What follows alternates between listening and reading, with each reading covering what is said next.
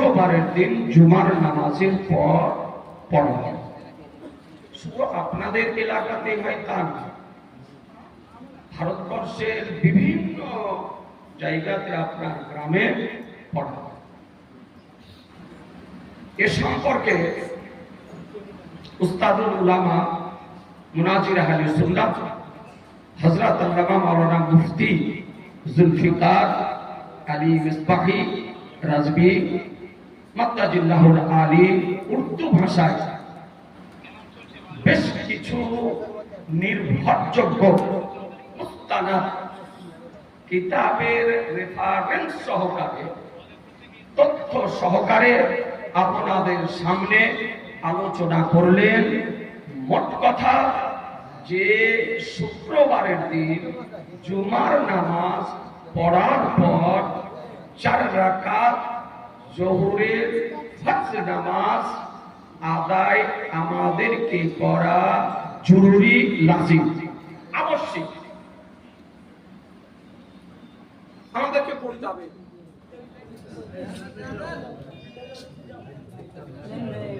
اللهم صل على سيدنا مولانا عافية الأبدان وشفائها ونور الأبصار وضيائها ولي وصحبه دائما أبدا اللهم صل على سيدنا مولانا محمد معدن الجود والكرم منبع الحكمة যে হানাফি মাযহাব মোতাবেক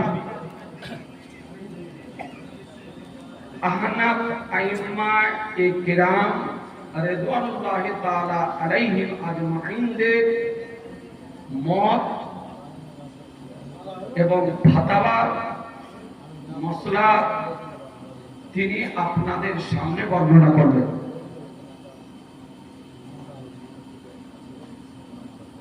বিষয়টি হলো বিস্তারিত, এই বিষয়ে আর আমি বলতে চাই না। এখানে যত কিতাব দেখতেছেন সব হানাফি মাযহাবের কিতাব। এমনকি 2টা কিতাব আপনাকে দেখাই। দেখেন, এই কিতাবটা হচ্ছে দেওবন্দীদের কিতাব। দেওবন্দি নাম জানেন না? শুনেছেন? দেওবন্দ, এই দেওবন্দের দারুল উলুম দেওবন্দ থেকে একটি কিতাব, ফাতোয়া কিতাব বেরিয়েছে, ফাতোয়ায়ে দারুল উলুম দেওবন্দ। এটা 12 খণ্ড, এইরকম খণ্ড আরো 11টা আছে। এর মধ্যে আপনার এরাও লিখেছে যে গ্রামে জুমার নামাজ জায়েজ নয়, জোহরের নামাজ পড়তে হবে। আর একটি কিতাবে দেখেন ফাতাওয়া উসমানিয়া, ওদের কিতাব, এতেও আপনার একই কথা লিখেছে। আর একটি আপনাকে দেখাই,